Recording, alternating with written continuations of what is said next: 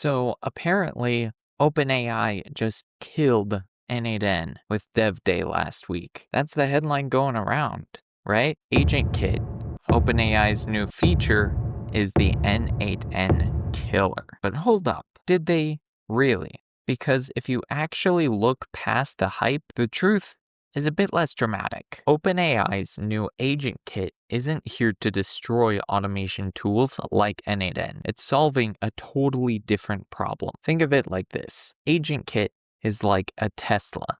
Super slick, fast, and everything's done for you. N8n is a garage where you can build your own car from scratch.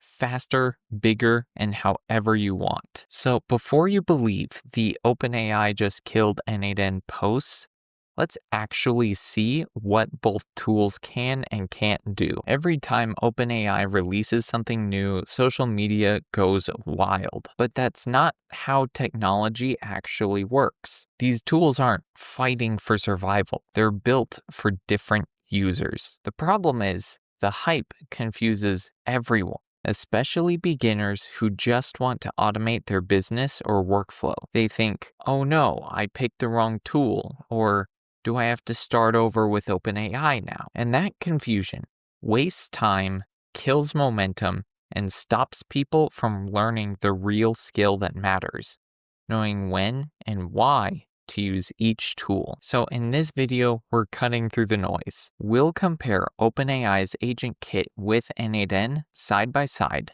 what each does best, where they struggle, and how they actually fit together. By the end, you'll know exactly which one's right for you. No drama, no clickbait, just clarity. So let's get dangerous. Think of AgentKit like Lego sets with a picture on the box. You drag a few blocks, pick a model, and you've already built a little helper that chats and can even search the web. No hunting for keys, no wiring required. You can even add a web search tool and connect a chat model in seconds without grabbing any API keys. N8n, on the other hand, is like a full garage workshop. You can build anything, but there are knobs everywhere. First-time users see lots of options, hit missing model errors, and need to fetch API keys for things like web search and the chat model. That learning curve is real, but it is the price of power. Now, what are real users saying about this? Beginners are saying the N8n learning curve is worth it.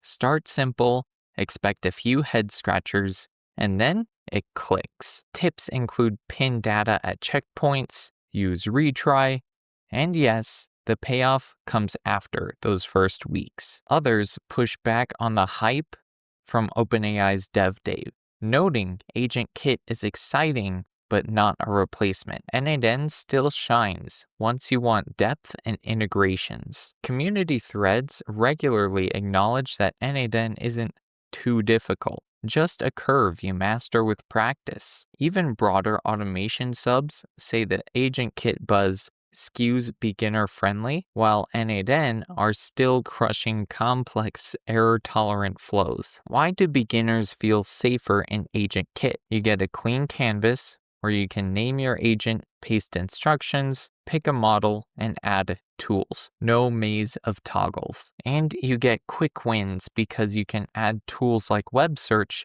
with no API keys needed. Now, why does N8n feel heavier at first? You need more configuration from the jump, model connections, memory, and tool selection.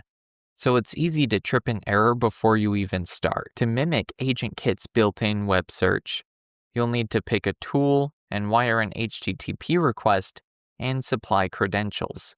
Strong, but not beginner-friendly. AgentKit lowers the barrier because it's the fastest way to ship a basic chat agent. N8n scales your ambition because there's a steeper start, but you get way more control later.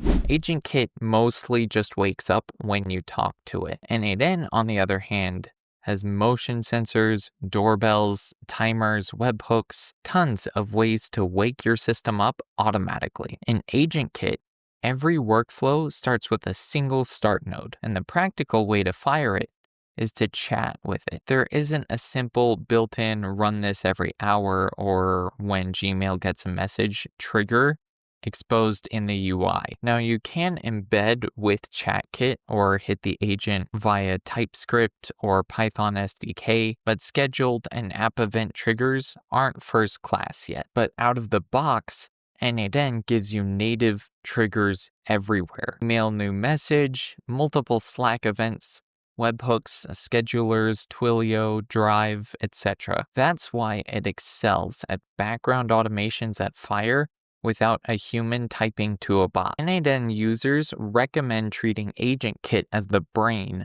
and N8n as the factory. Fire AgentKit via webhook or HTTP from N8n. Keep retries, rate limits, and logs in N8n.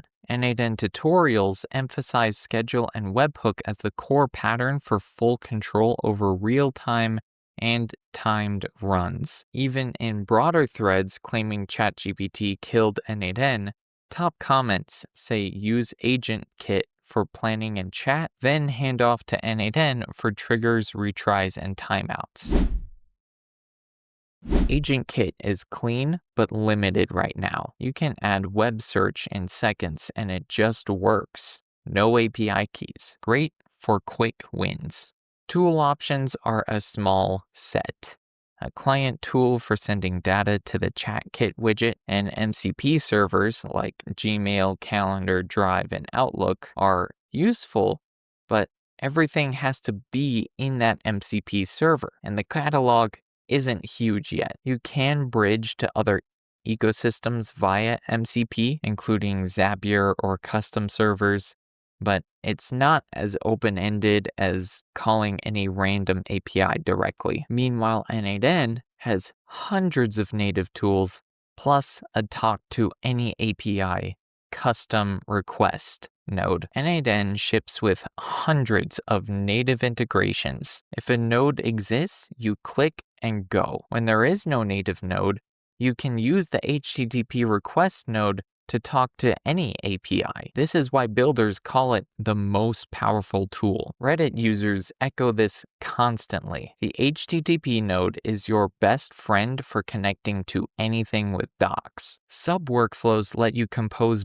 bigger systems from smaller agents, like reusable Lego pieces. The video shows an email. For example, you can have an email agent as a sub-workflow to a personal assistant that does all sorts of things like managing your calendar or your email. This is how teams build orchestration, not just a single bot. N8n users emphasize sub-workflows as a best practice for clean, scalable builds, and they share tips for parallelizing runs. You can actually bridge the two, hook up an OpenAI agent to an N8n agent via an MCP server or trigger, and it's handy, but still not as powerful as N8n's native sub-workflow tooling. AgentKit is like a cafe with one chef. OpenAI. You can pick different dishes, GPT models, reasoning levels, but they're all cooked in the same kitchen. N8n, on the other hand, is like a food court. Many chefs, Anthropic, Gemini, Mistral, Grok, Azure OpenAI, OpenRouter, and even local models via Ollama. AgentKit or Agent Builder runs on OpenAI's platform. Responses, that's the default engine powering your flows. OpenAI's docs highlight evaluations that can provide third-party model evaluation, but the core builder itself is still in the OpenAI models world. Several early write-ups frame it plainly. Great UX, but you're effectively locked to OpenAI models when building with AgentKit today. In N8n, you can pick any chef and swap mid-project. N8n ships nodes for OpenAI, Anthropic, Mistral Cloud, Grok, Azure OpenAI,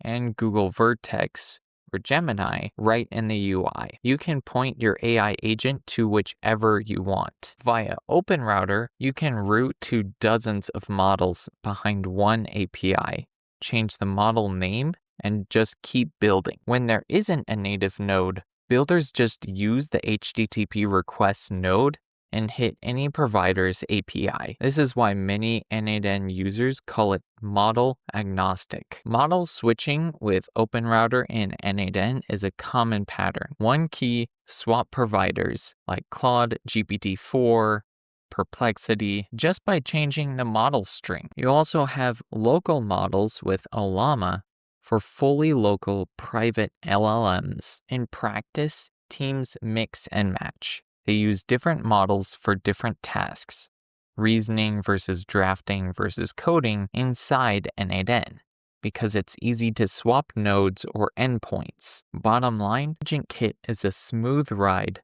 but OpenAI models only, which, to be fair, are great defaults. But with N8n, you can choose any model, switch on demand, and optimize for cost or quality per task and front end. AgentKit gives you a storefront in a box. Pretty counters, price tags, and shelves already set up. You just put your products in and open the doors. N8n is the warehouse. Powerful backroom, but for the storefront, you'll either roll your own or bolt on a third-party chat widget. OpenAI ships ChatKit, a tool to drop a fully production-ready chat UI into your app with widgets, branding, and layout. It's designed to work with AgentKit out of the box. The docs show you can run ChatKit on your own infrastructure and compose widgets using a studio builder. That's turnkey UI compared to wiring a front end yourself. Meanwhile, N8n focuses on workflows, so there's no fancy default chat UI. The built-in chat view is basic and much harder to customize. Plenty of teams still ship great UIs with N8n.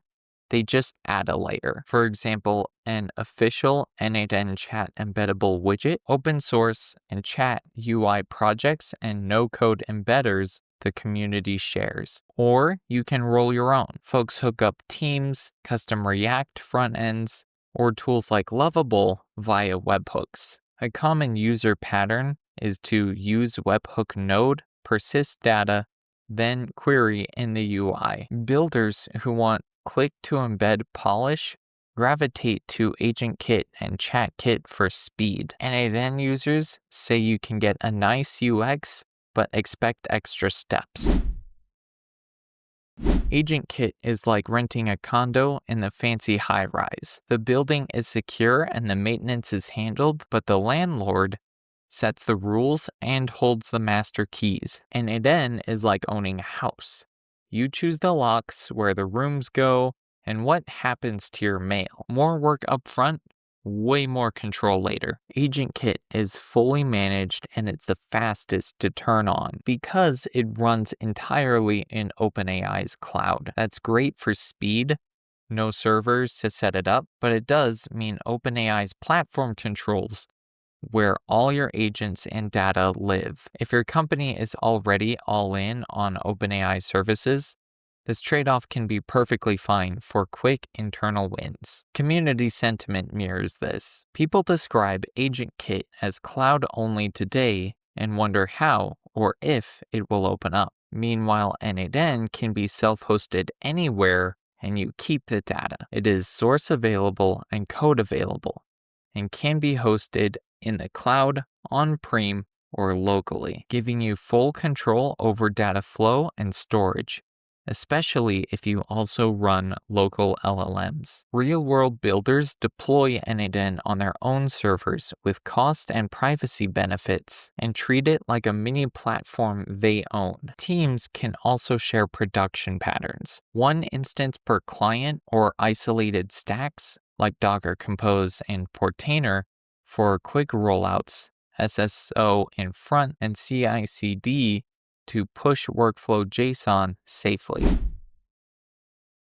If Tools were superstars. N8n is the veteran actor with a huge resume, with lots of films and big brands. AgentKit is like the breakout star just debuting. They're getting big press, opening night buzz, and early endorsements. Let's look at who's already on board with each. As of its last known public metrics, and had a few 100,000 active users. Also in its Series B round in March 2025, N8n raised about $60 million and was described in press reports as having 200,000 plus active users. The Financial Times mentions customers like food delivery company Delivery Hero and the online jobs group Stepstone. On the N8n subreddit, users share automations like syncing WooCommerce orders into custom fields, triggering team emails, and using outgoing webhooks from site build notifications. One user reports that N8n is handling account creation when someone buys and building workflows to manage notifications and custom data fields. N8n has a strong online community for sharing use cases, getting support, and contributing custom nodes. So, N8n isn't just a theory.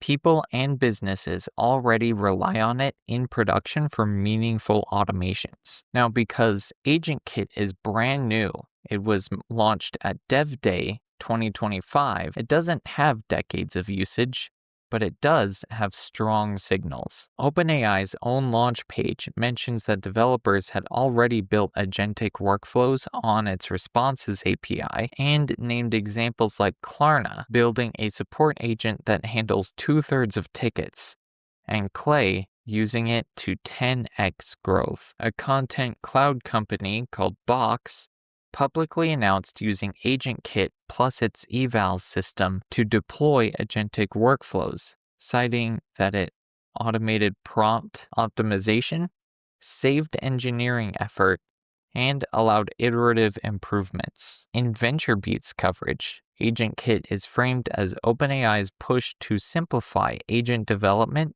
and potentially compete with tools like Zapier. AgentKit is positioned as OpenAI's toolkit for building and shipping AI agents, emphasizing lowering friction for devs. Level Up and Get Connected published a dramatic headline. OpenAI just killed N8n. How AgentKit changes everything. That kind of coverage amplifies belief even if it's overblown. Multiple media outlets covered the launch and its implications, which helped drive capability and early adoption. So AgentKit is riding the wave of strong press, enterprise interest, and early demonstration projects. But it's still early innings compared to N8n's installed base. So what did we learn here? OpenAI's AgentKit is slick, fast, and beautiful, but it is not the end of N8n. It's built for people who want to spin up something quick inside OpenAI's ecosystem, not for the builders running complex, always-on automations. N8n is still the automation backbone for anyone who's serious about scale, control, and if that sounds like you, I've got something to help you start the right way. Grab my free N8n starter kit, linked in the description below. Inside, you'll get plug-and-play workflows, my favorite nodes, and a short guide to building your first AI-powered automation without the headaches. Because once you understand N8n, you can stop chasing hype and start building systems that actually work. And with that, be sure to leave a like, share your thoughts with the class, and before you subscribe, make sure you know what you're doing, because it ain't easy being at the top. We'll see you guys next time.